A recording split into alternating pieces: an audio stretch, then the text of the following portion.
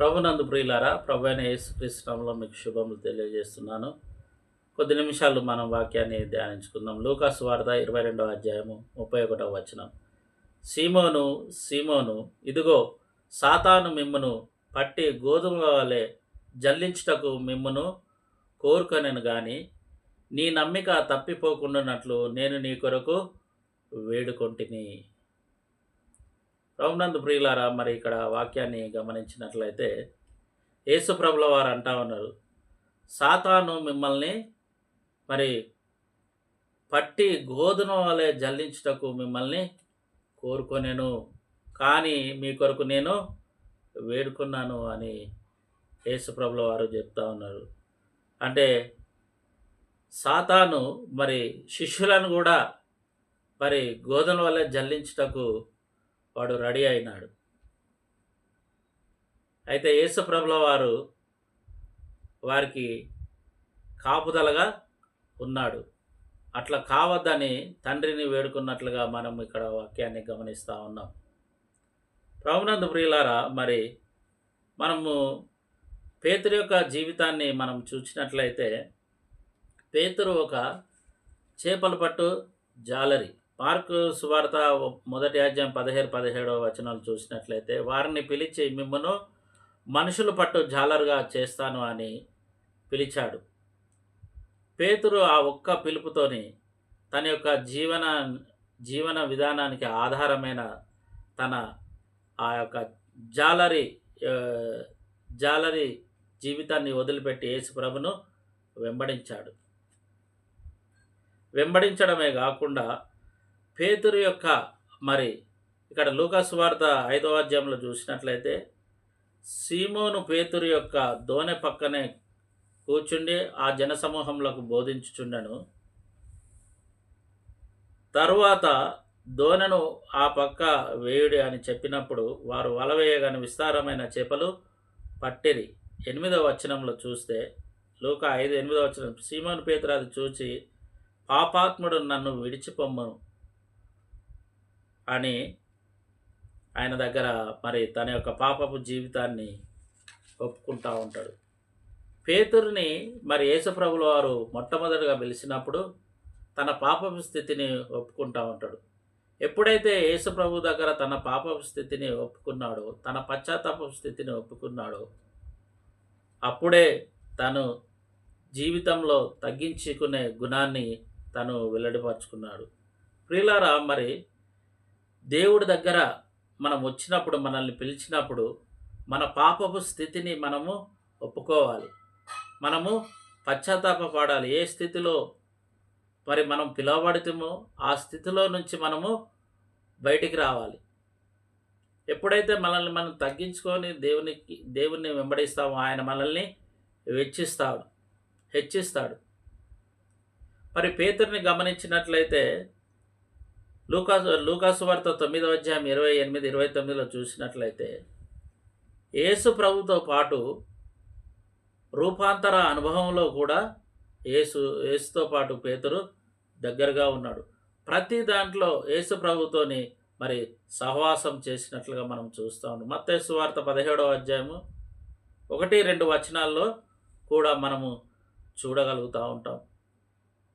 ప్రియులారా, మరి సాతాను ఎందుకు జల్లడి పట్టాలని అనుకున్నదంటే యేసు ప్రభు యొక్క ఉద్దేశం ఏమై ఉన్నదో అనేది మనం తెలుసుకుందాం. పేతురు ఏమై ఉన్నాడో అనేది మనం తెలుసుకుంటున్నాం. మరి గమనించినట్లే పేతురు యేసు ప్రభులతోని దగ్గరగా సహవాసం చేస్తూ ఉన్నాడు. మరి పేతురు యొక్క జీవితంలో మరి గమనించినట్లయితే యేసు ప్రభు నుంచి నేర్చుకోవడం అంటే తెలియని విషయాన్ని నేర్చుకునే స్వభావం ఉంది. ఒకసారి చాంద్రరోగి అయిన వాని లోపల నుంచి దయ్యాన్ని వెళ్ళగొట్టకపోతే యేసుప్రభు వాళ్ళని తిడతారు. విశ్వాసం లేని మూర్ఖతరం వారలారా అని వాళ్ళని తిట్టినప్పుడు ఏకాంతంగా యేసుప్రభుల వారి దగ్గరికి వెళ్ళి మేము ఆ దయ్యాన్ని ఎందుకు వెళ్ళగొట్టలేదు అని అడుగుతాడు. అప్పుడు యేసుప్రభుల వారు జవాబిస్తాడు, ప్రార్థన వలననే, మీ అవిశ్వాసం వలన మీరు దాన్ని వెళ్ళగొట్టలేదు అని. అంటే యేసు ప్రభును వెంబడించడంలో తాను తగ్గించుకోవడం, తన పాపపు స్థితిని ఒప్పుకోవడం, మరి యేసుప్రభుల వారు తిట్టేటప్పుడు మరి కోపపడకుండా మరి ఆ విషయాల గురించి తెలుసుకోవడం పేతురు యొక్క స్వభావం. మూడోది మనం చూసినట్లయితే పేతురు ఏం చేస్తా ఉన్నాడో చూడండి. మత్తయి సువార్త 14వ అధ్యాయము 27, 29 వరకు చూస్తే, రాత్రి 4వ జామున సముద్రంలో వారు ప్రయాణం చేస్తూ ఉంటే ఆ సముద్రం పైన యేసు ప్రభు నడిచి రావడం పేతురు గమనిస్తాడు. వారు నడిచి వస్తూ ఉంటే ఆ శిష్యులు చూసి దయ్యం దయ్యం అని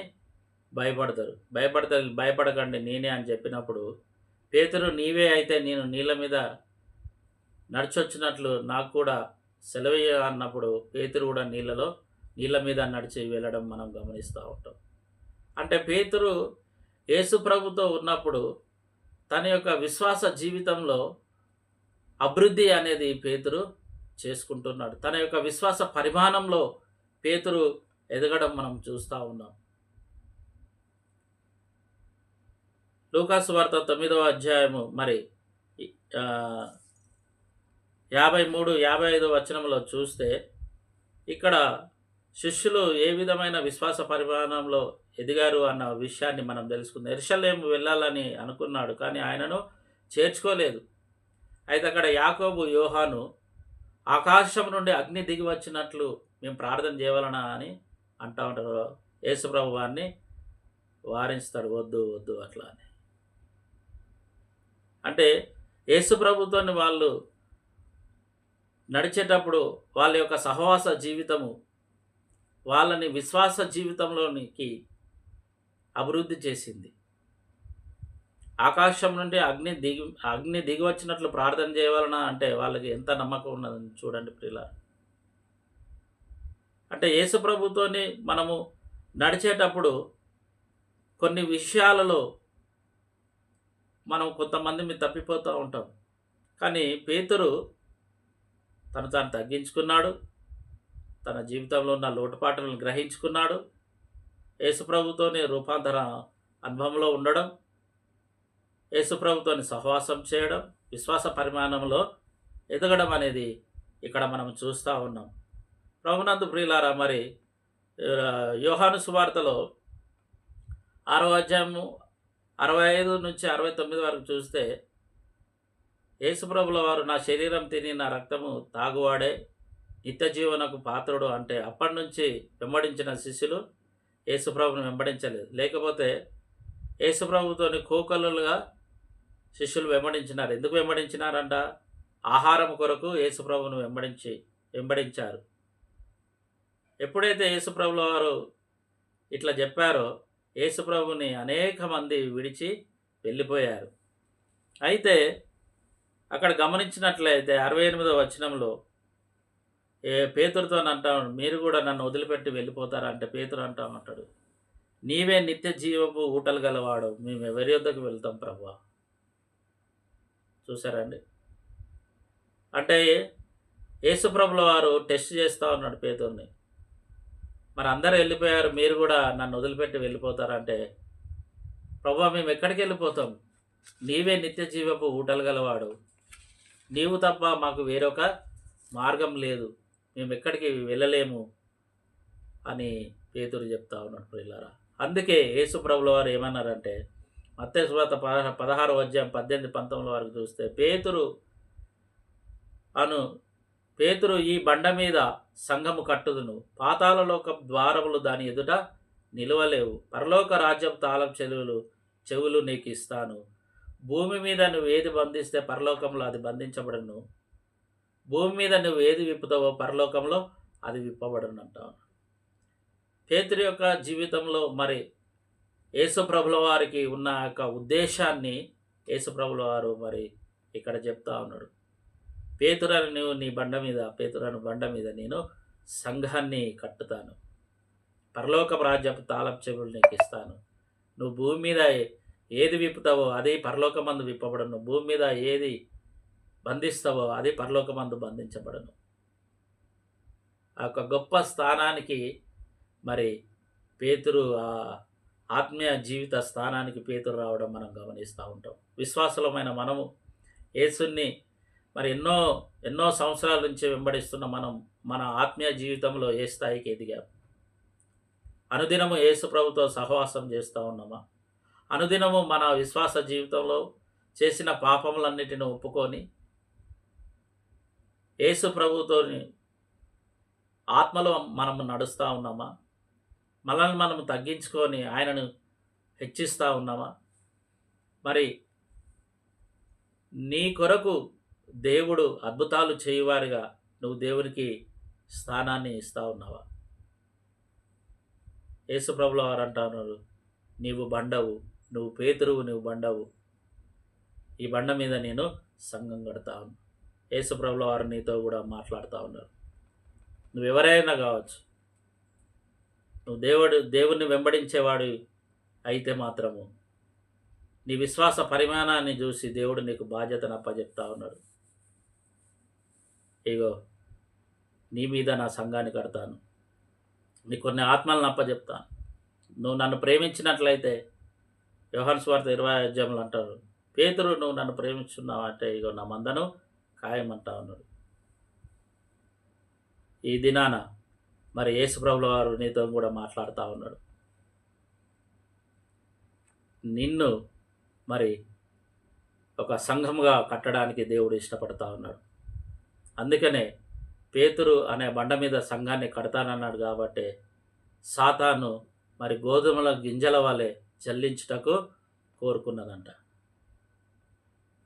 ఆ జల్లించుటకు కోరుకున్నది కానీ ఆయన తండ్రిని వేడుకున్నాడు, జల్లించొద్దు, వారిని చెదరగొట్టొద్దని తండ్రిని వేడుకున్నాడు. మరి నీ కొరకు కూడా పరలోకపు తండ్రి ప్రార్థన చేస్తూ ఉన్నాడు. నువ్వు నిలబడాలి, నువ్వు ఆత్మలను రక్షించాలి, దేవుని కొరకు దేవుని రాజ్యంలో మరి కొంతమందిని నీవు నడిపించాలని దేవుడు నీ కొరకు చూస్తూ ఉన్నాడు. మరి ప్రియులారా, నువ్వు ఏమై ఉన్నావు? పేతురులాగా మరి నీ ఆత్మీయ జీవితాన్ని యేసు ప్రభుతో నువ్వు కట్టుకుంటున్నావా లేదా అని మన ఆత్మీయ జీవితాన్ని మనం సరిచేసుకుంటూ చూసుకుంటూ దేవునితో ముందుకు సాగిపోదాం. అట్టి కృప దేవుడు మనకు అనుగ్రహించును గాక. ఆమేన్.